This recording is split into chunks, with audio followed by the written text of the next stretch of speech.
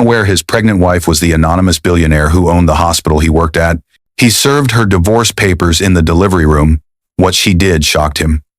The contraction ripped through Jessica's body as she gripped the hospital bed rails, her gun knuckles white with pain. Through the haze of agony, she saw her husband Marcus enter the delivery room, but he wasn't wearing the expression of a nervous father-to-be. Instead, his face was cold, calculated.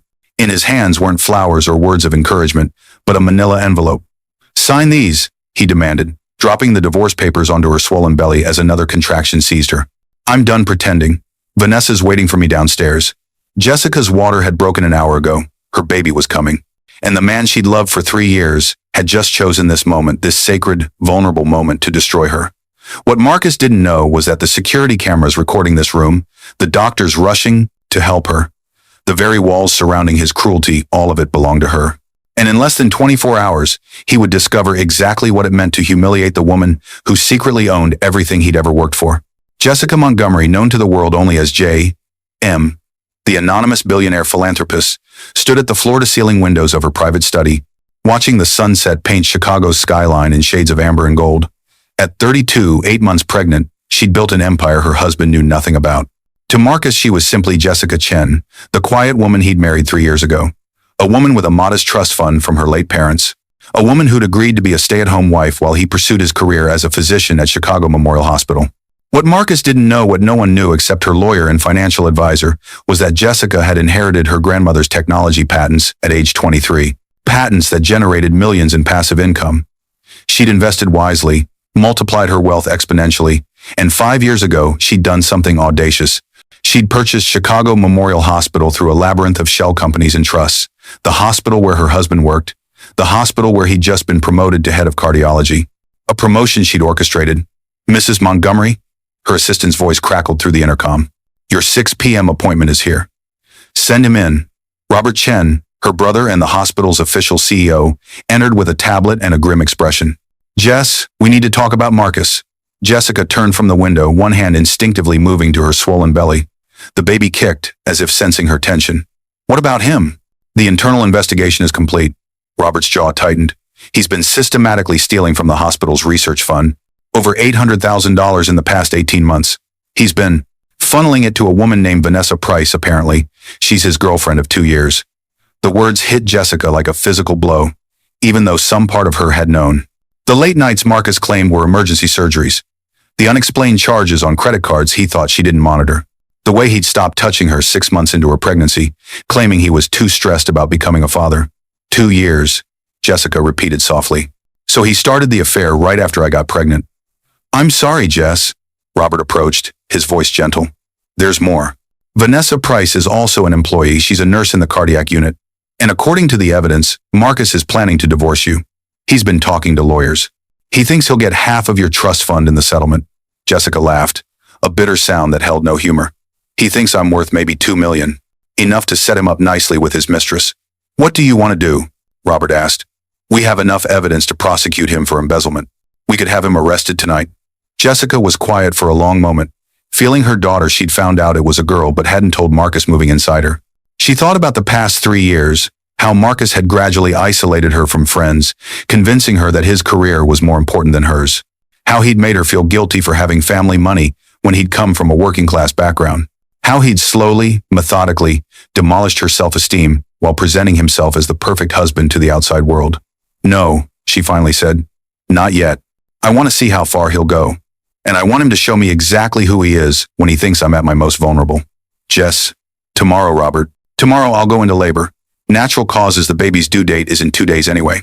Let's see what Dr. Marcus Chen does when his wife is giving birth to his child. Let's see if there's any decency left in him at all." Robert studied his sister's face, seeing the steel beneath the heartbreak. "And if there isn't?" Jessica's smile was cold. "Then I'll show him what it means to cross someone who owns everything he's ever touched."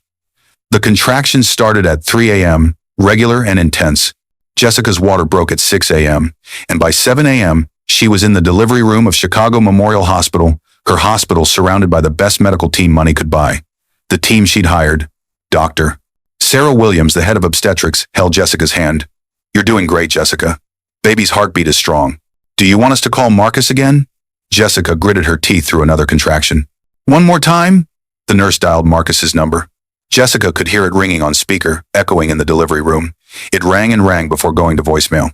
That's the 8th time, Dr. Williams said gently. Jessica, we need to focus on you and the baby now.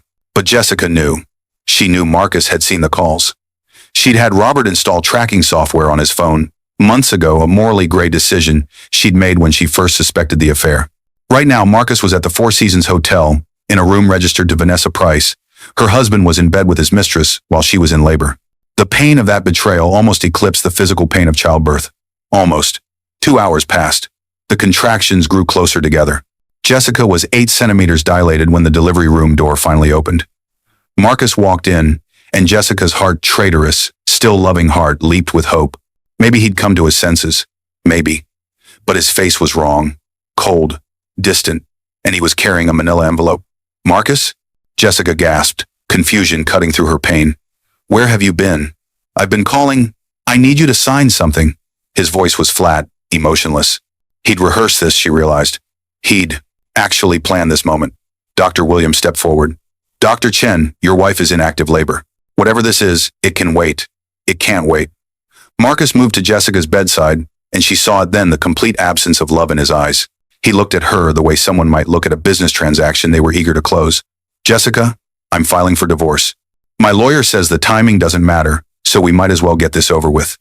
What? The word came out as a whisper. Another contraction seized her, and she cried out, but Marcus didn't even flinch. He dropped the envelope onto her swollen belly. Sign them! I've already signed my portion. My lawyer will file them tomorrow. Marcus, your wife is about to give birth to your daughter. Doctor. Williams's voice was sharp with outrage. Get out of this delivery room right now, or I'll have security remove you. I'm head of cardiology at this hospital, Marcus said with a sneer. You can't remove me. And Jessica knows why I'm doing this. She's been a burden from the beginning. Using her dead parents' money to make me feel inadequate. Getting pregnant to trap me. I didn't trap you, Jessica sobbed, the words torn from her chest along with another wave of pain. I loved you. We planned this baby. You planned it. I went along with it because I thought. He stopped himself, but Jessica understood. He'd thought he'd get access to her money. He thought she was his meal ticket. There's someone else, Jessica said. It wasn't a question. Marcus had the grace to look momentarily uncomfortable. Vanessa is waiting for me downstairs. She's everything you're not, Jessica. She's independent, ambitious, beautiful, and she's about to become independently wealthy when we divorce, right? Jessica managed to gasp between contractions. You think you'll get half of my trust fund? You've been planning this. I've earned it, Marcus said coldly. 3 years of being married to you, pretending to be happy, playing the doting husband. The sacrifices I've made. Get out, Dr. Williams roared, her professional composure finally cracking. Get out now, or I swear to God, I'm leaving. Marcus adjusted his white coat, the symbol of his authority in this building, the symbol of everything he'd achieved. He looked down at Jessica one last time. Sign the papers, Jessica. Make this easy on yourself. You'll never find anyone else willing to put up with you. No one wants damaged goods with a baby. He walked out. The silence he left behind was deafening, broken only by the sound of Jessica's sobs and the steady beep of the fetal monitor. Doctor. Williams gripped Jessica's hand. Breathe, honey. Breathe. Don't let that bastard take this moment from you. Your daughter is coming. Focus on her. Jessica nodded, tears streaming down her face, and somewhere beneath the heartbreak and humiliation, she felt something else crystallizing, something hard and unbreakable. Resolve. 3 hours later, at 2:47 p.m., Lily Grace Chen entered the world perfect and screaming with life. Jessica held her daughter, counted her tiny fingers and toes, and felt a love so fierce it bordered on violence. She's beautiful, Doctor, Williams whispered. Absolutely perfect. Yes, Jessica agreed, her voice steady now. She is. And no one is going to hurt her the way her father hurt me. She looked up at the security camera in the corner of the room. The camera that had recorded everything, every word Marcus had said, every cruel sneer, every moment of calculated cruelty. Dr. Williams, Jessica said quietly, could you please ask Robert Chen to come see me? Tell him it's time. Marcus left the hospital at 6 p.m., satisfied with himself. The divorce papers were signed. Jessica had scrawled her signature through tears before going into the final stage of labor. He hadn't stayed for the birth. Why would he? That chapter of his life was over. Vanessa was waiting for him at her apartment, a bottle of champagne on ice. Did you do it? She asked eagerly. Did she sign? She signed. Marcus pulled her into his arms. It's done, baby. Once the divorce is final, we'll have enough money to start our own practice. No more working for anyone else. We'll be partners in every sense of the word. I love you, Vanessa murmured against his chest. I love you too. And Marcus found, somewhat to his surprise, that he meant it. Vanessa was everything Jessica wasn't: confident, sexy, ambitious. She understood his drive, his need to be important. They made love to celebrate, and afterward, Marcus fell asleep with a smile on his face, dreaming of his new life. The banging on the door came at 2 a.m. Dr. Marcus Chen, open up, FBI. Marcus jolted awake, his heart hammering. What the? FBI? We have a warrant for your arrest. The door came down before he could reach it. Federal agents swarmed the apartment, and someone was reading him his rights, and Vanessa was screaming, and Marcus couldn't process any of it. What is this about? He demanded. I'm a doctor. There must be some mistake. No mistake, Dr. Chen. The lead agent held up a thick folder. You're under arrest for embezzling $847,000 from Chicago Memorial Hospital over the past 18 months. We also have evidence of wire fraud, insurance fraud, and falsification of medical records. That's insane. I never. We have bank records, Dr. Chen. Detailed documentation of every transfer you made to Vanessa Price's accounts. Every falsified billing record. Every patient file you altered to justify unnecessary procedures so you could pad the hospital's research budget, the budget you were stealing from. Marcus's blood ran cold. How did you? The hospital's owner provided us with an extensive internal investigation, months of documented evidence. You're going away for a long time, Dr. Chen. As they cuffed him and led him away, Marcus saw Vanessa in her own set of handcuffs. She was sobbing, screaming at him. You said there was no risk. You said you'd covered our tracks. You bastard, you've ruined everything. The hospital's owner, Marcus repeated numbly. But Chicago Memorial is owned by some anonymous corporation. They don't even J.M. Holdings, the agent confirmed. And the owner was very motivated to cooperate with our investigation, especially after you served divorce papers to your pregnant wife in a delivery room. That was a hell of a thing to do, Dr. Chen, even for a criminal. Jessica sat in her private study, Lily sleeping peacefully in a bassinet beside her desk while she watched the news on her tablet. Former head of cardiology at Chicago Memorial Hospital, Dr. Marcus Chen, has been charged with nearly $850,000 in embezzlement, along with multiple counts of fraud. Chen, who served divorce papers to his wife while she was in active labor just days ago, faces up to 20 years in federal prison. His alleged accomplice and mistress, Vanessa Price, faces similar charges. Both have been denied bail. Robert entered the room quietly. How are you feeling? Sore. Tired. Relieved. Jessica looked down at her sleeping daughter. Free. The board wants to release a statement about you, about J.M. Holdings being owned by Jessica Montgomery. Jessica considered this. For 5 years, she'd maintained absolute anonymity. It had protected her, allowed her to make business decisions without the glare of public scrutiny. But Marcus had taken something from her, not her money, not her empire, but her dignity. He'd tried to humiliate her at her most vulnerable moment, and the world should know exactly what kind of mistake he'd made. Release it, she said. All of it. The ownership structure, my net worth, everything. I want Marcus to know exactly what he threw away. I want him to know that while he was stealing $800,000, his wife was worth $3.2 billion. Robert smiled. The press is going to have a field day. Let them. And Robert? Jessica's expression hardened. I want to sue for full custody. I want a restraining order.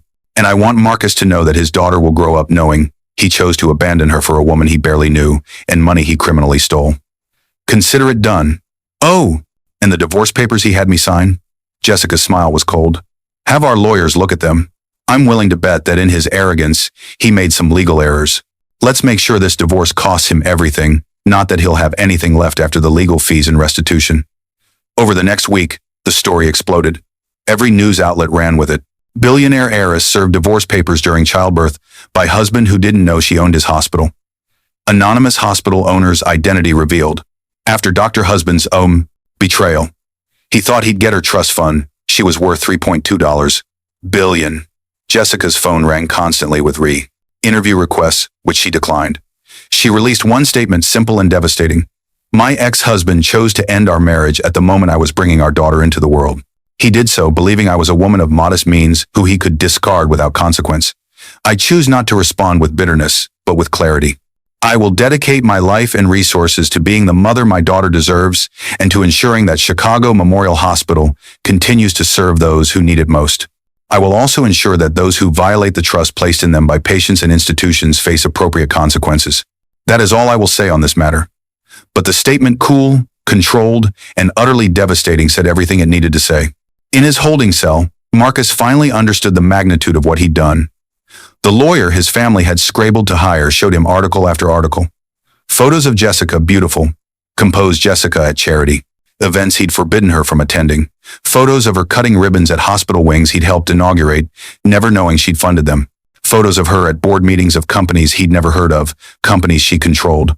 Your wife, ex-wife, is one of the richest women in America, the lawyer said flatly. She inherited patents worth hundreds of millions and turned them into billions. She owns your hospital, Dr. Chen. She owns the building where you worked. And you served her divorce papers while she was giving birth. I didn't know, Marcus whispered. How could I not know? According to my research, she's been operating under anonymous holding companies for years. She valued her privacy, and apparently she valued knowing who loved her for herself versus who loved her for her money. The lawyer closed his briefcase with a snap. Congratulations, Dr. Chen. You passed that test spectacularly. You proved you didn't love her at all. Marcus thought of Jessica. In that delivery room, tears streaming down her face, still managing to sign papers she didn't have to sign. She could have refused, could have had him thrown out, could have destroyed him in 1,000 ways. Instead, she'd let him destroy himself. The federal prosecutor says if you plead guilty, you might get 15 years instead of 20, the lawyer continued.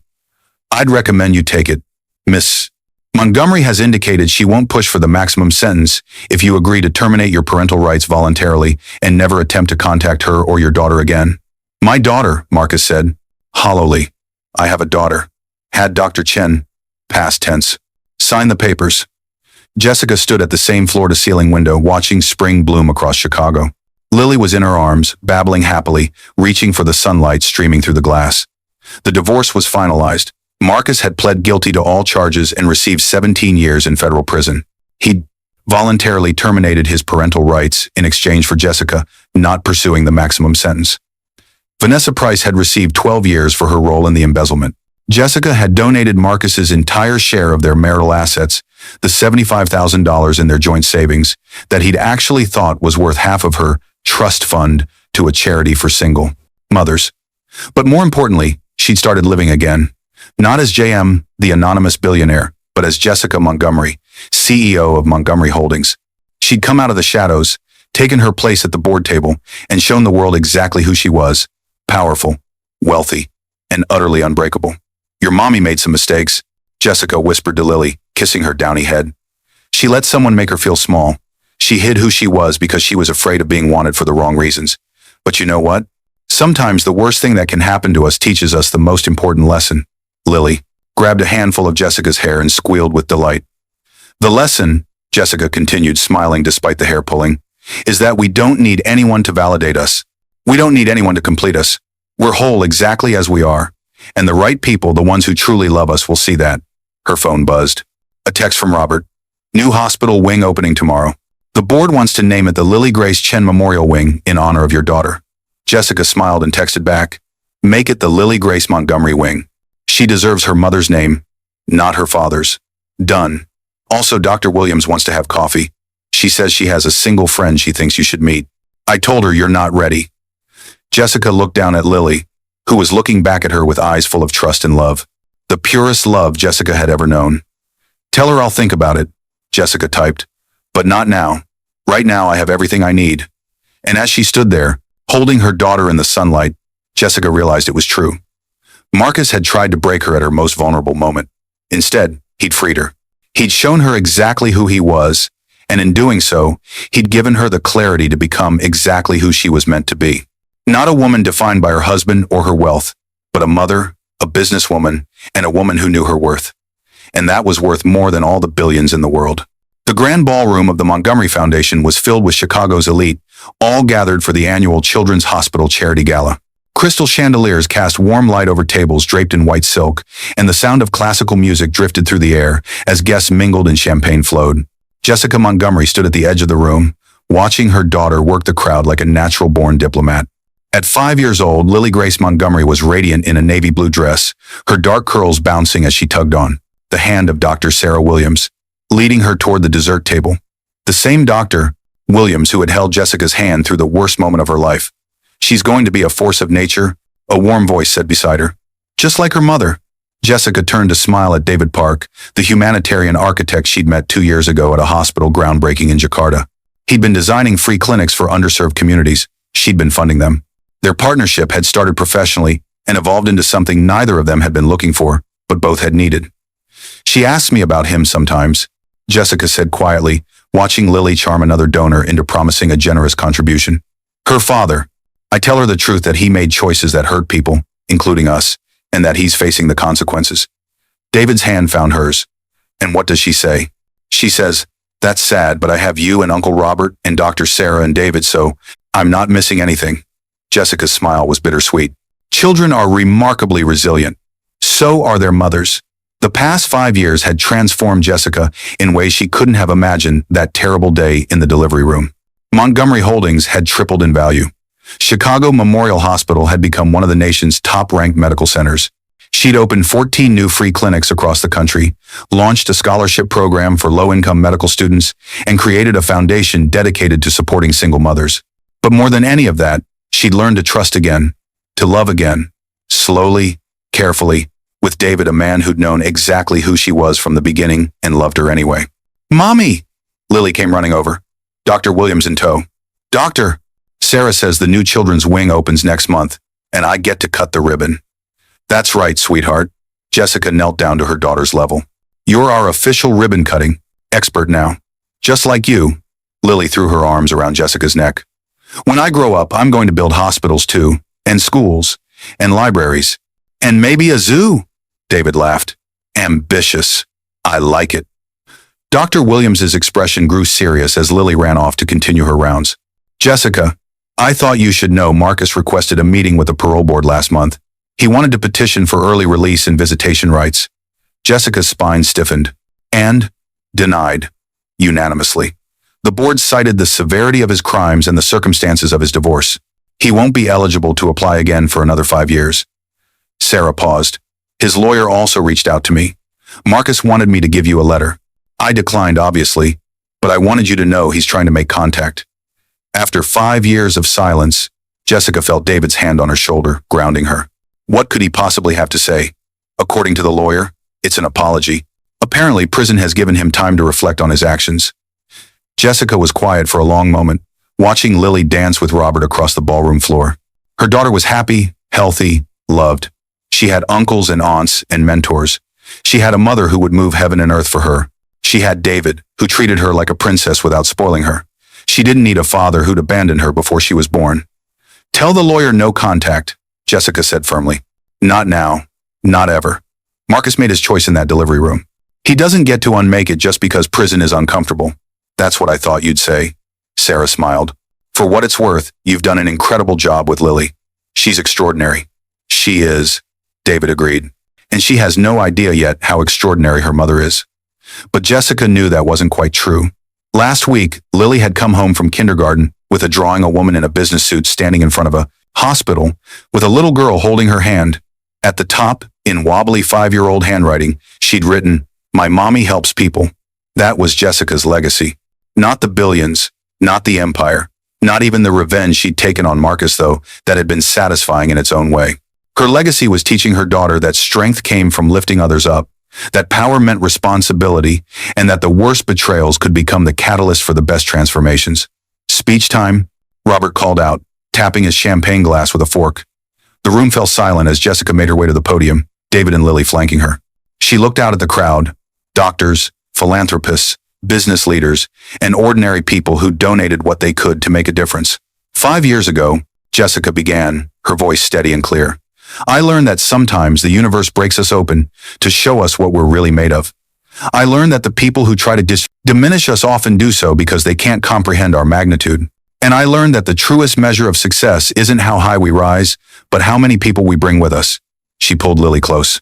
"My daughter and I stand here tonight as proof that endings can be beginnings, that betrayal can birth empowerment, and that the family we build is sometimes stronger than the family we're born into.